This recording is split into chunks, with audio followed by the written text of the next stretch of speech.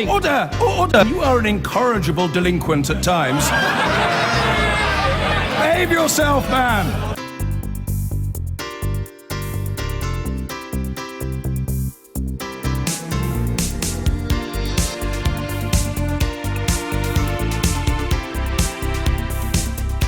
Well, if the European Union is floundering to deal with the refugee crisis, the United Nations is under pressure too. According to the website BuzzFeed, a UN humanitarian report on Syria was altered, apparently at the behest of President Assad's government. References to besieged areas where up to 500,000 Syrians are going hungry were reportedly deleted from the aid plan. The UN says they have to talk to all parties in the conflict to ensure aid gets through. Our international editor Lindsay Hilsum reports. Kids can still cycle inside Wadamir, though they can't get out. They can play in the ruins of what used to be a prosperous suburb, if they have the strength, that is.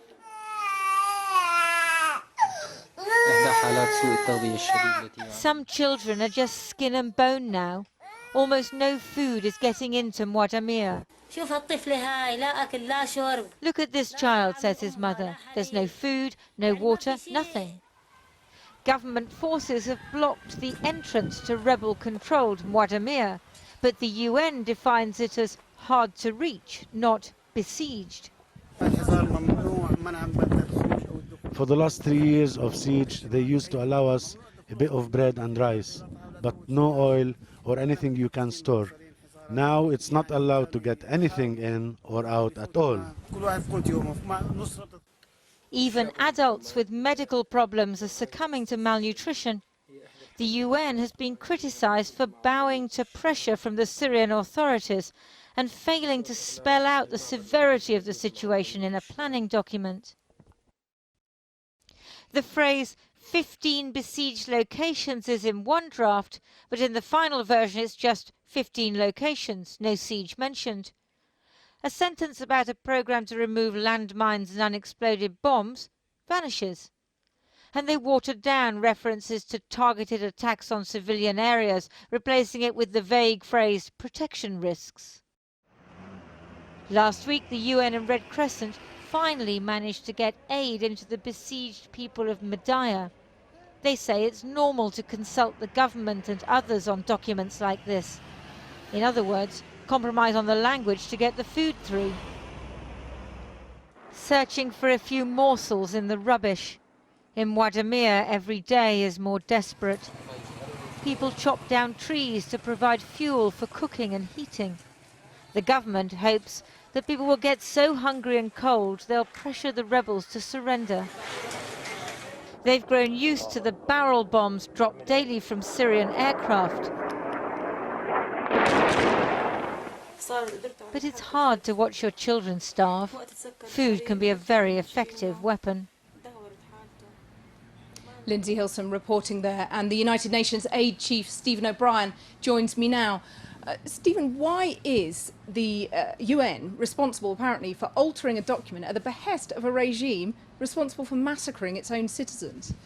Every year we have to have an operational document to make sure that we estimate the amount of needs, and all these are agreed with the member states.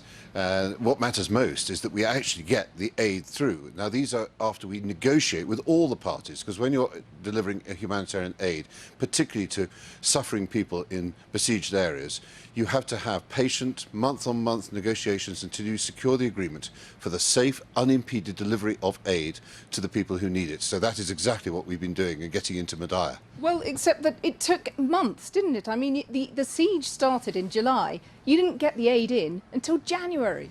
Because I have to be absolutely sure that when we load the trucks, that I'm not going to send truck drivers to their death because a sniper is still on the route, which we have to secure the agreement that we have a safe, unimpeded passage. I have a duty to preserve the lives of the very brave deliverers of aid as much as I'm desperately trying to get the aid to those suffering in besieged areas. It's absolutely vital that we deliver on our duty of care to both our drivers as much as we're trying to care and support the suffering of the people in the besieged areas. Of course, but your duty of care, you have more than 9,000 staff in the UN, a budget of $4 billion, and yet today, 2016, in this day and age, we're looking at starving people, starving children in a town. that suggests that you've fundamentally failed in your duty of care, doesn't it? Let's be absolutely clear who's at fault here. These are the warring parties who are keeping people besieged. It's being used as a weapon of war. And let me be absolutely clear. If you use siege as a weapon of war, you are committing a war crime. Let's put the blame where it lies. The UN is working day in, day out with extraordinarily brave, committed people locally on the ground to secure firm agreements, which is not going to put them or the people who are bravely delivering the aid at risk. It does take months, and there are 101 Madayas across Syria, and we are working day in, day out to try and deliver. Well, of course, the blame is on the Assad regime primarily, but when you look at this situation in Madaya, that really only came to prominence when activists alerted people to the desperation of the situation. There's a bit of a suspicion there that the UN could have moved faster. Do you not accept that? No, I don't accept that, because, of course, it would be quite improper for everybody to know what has to take place as negotiations which are not in the full glare of your cameras or any other publicity, nor would you expect it, and indeed you wouldn't want to imperil anybody's life for the sake of a story. So I'm absolutely sure that whilst, of course, publicity and pictures are, in one sense, something which helps and reinforces the needs that we are trying to mobilise all the resources to be able to meet those needs as best we can. But let me be clear, we're not in any way influenced because there were pictures. This is because the UN has a duty to try and meet the needs purely based upon vulnerability and need, and not because we're close or in any way partial. I have a duty under my mandate to be impartial and to be neutral and independent. OK, but when you look at the refugee crisis, a crisis that seems to be without an end, do you not accept any failings at all on the part of the UN, a failure to take it seriously and to act as swiftly as you could have done?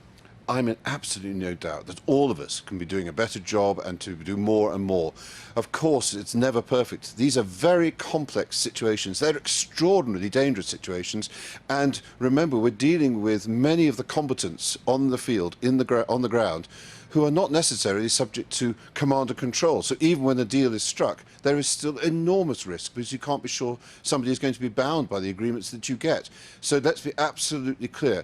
It is vital that we continue to make every effort without any stinting to get to the vulnerable people, but we have to do it safely. And it is the law. International humanitarian law demands that people give us safe, unimpeded access. So we call out the Syrian government and the other combatants wherever, because remember, sieges are taking place in Syria, but the other way around. So we have to hold the blame wherever it lies. So what about an airdrop then? It's absolutely clear that when you have extreme need, as we do, that you should never rule anything out and take anything off the table. Isn't it the time to rule that in now? Well, of course, you have to recognise that airdrops are both very risky with busy skies. Equally, you have to be extraordinarily careful because when you drop things from the air, it is indiscriminate in the sense that you can't be sure that it meets the targeted need of the people in need. And moreover, they are dangerous. I've seen airdrops, and you have to make sure you have the ability to clear the ground for those drops to happen. Otherwise, these extraordinarily heavy packages, can fall in populated areas. This is a dangerous operation, so be absolutely clear. We don't rule it out, but it is important to recognise it's a last resort. But the desperate situations, the dire circumstances in Syria do mean that we have to think about it. And those dire circumstances are creating this exodus of people. The government that you used to be part of has accepted 1,000 Syrian refugees. That's surely inadequate, isn't it?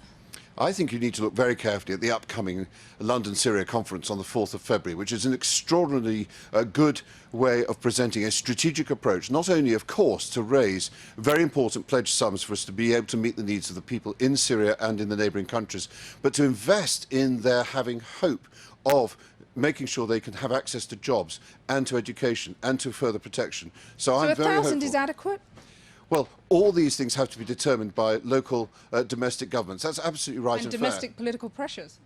By domestic political governments, because they are accountable to the people they serve.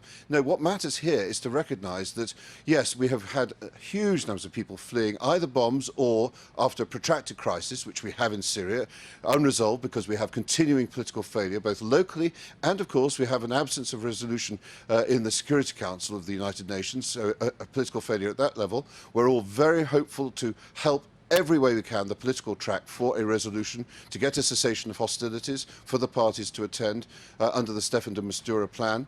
But in the meantime, we have to meet the needs, and what really matters is when you look at the London Syria conference, I think it's very impressive that it's taking a strategic approach to try and invest in the people, both in Syria and in the neighbouring countries and in the countries who've been so generously hosting the refugees, because most people, above all, want to go home, stay home, or have the chance of hope and thriving in a future. Stephen O'Brien, thank you very much for joining me. Well, earlier I spoke to the international lawyer and foreign policy analyst Anne-Marie Slaughter. The UN is in the position the UN is always in, which is it's a political body and it is buffeted by political winds. The best thing that the UN can do is to continue publicizing the problem. The UNHCR, the High Commissioner for Refugees, plays an important role, but more importantly, the UN can keep pressure on to get a political settlement. But clearly, to deal with the refugee crisis, you have to deal with the Syrian conflict. You described that conflict as the Rwanda of the Obama administration. Do you still believe that removing Assad is the only way to end this conflict, or do you acknowledge that perhaps he's got to be part of the solution? He does have to be part of the solution. I think he cannot be there forever. In other words, the solution has to provide for elections in such a way that his at the end of his time in power is in sight, but I don't think we can get there by toppling him. There will be a negotiated solution with him and his party as part of it, but it's got to be clear that that's a temporary transition. So you've significantly changed your stance on that. What was behind that? Well, for a long time, I mean, I've been pushing on this issue since 2012. For a long time, really, I think there was a way to force him out. As Syria has fractured more and more, I think it's become more and more clear that if you just overthrew him, you would have chaos. There would be nothing in its place. So you do have to have a negotiated solution. And I accept that Assad has to be part of the negotiations. Where I disagree, I think there are some who still think, well, an Assad government is still more stable than anything that could come after. I think that's simply not possible to get a settlement on those terms. I mean, you also at one point advocated arming the rebels. I mean, do you also now look back and think, well, you know, that would have ended up with weapons falling into the hands of the jihadis? You know, 3 years ago, the jihadis didn't exist. 3 years ago, al-Nusra didn't exist, much less ISIS. 3 years ago, you did have moderates, and I do think we could have armed moderates. I think we could have, actually, my favorite solution would have been to bomb Assad's air force and stop him from either chemical weapons or barrel bombs. As it's evolved and gotten worse and worse and worse, at this point, you know, when you put arms in, you're just adding fuel to the fire. And so I now support the negotiated political solution. I would still put more pressure on Assad to get him to the negotiating table than I think President Obama is willing to do, but I broadly support what we're trying to do. So you fully endorse then what Hillary Clinton's been saying, that there's not going to be a successful military effort at this point to overturn Assad, and that the efforts should be focused on ISIS. Is that, if you were by her side now, is that what you'd been advising her to say? Well, she said a couple of things. She's also stood up for safe zones, and I think she's completely right there, and I still think we need to be providing safe zones for the Syrian people. Can you see Obama backing safe zones and dropping the missiles that you say are required to police the safe zones at this point in the electoral cycle? No, I can't. And I don't think it matters when it's in the electoral cycle. I think he made up his mind a long time ago that he was simply not prepared to use force against the Assad government, and I think that's a strategic mistake. But at this point, I want us to get a settlement however we can. And now you have the spectacle of both the US and the UK potentially strengthening Assad by bombing IS.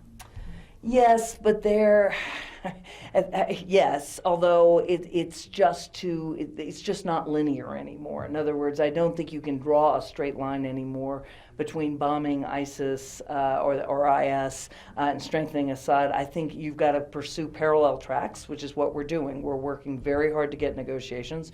It's very noteworthy that Saudi Arabia and Iran broke relations, but agreed to still be at the table.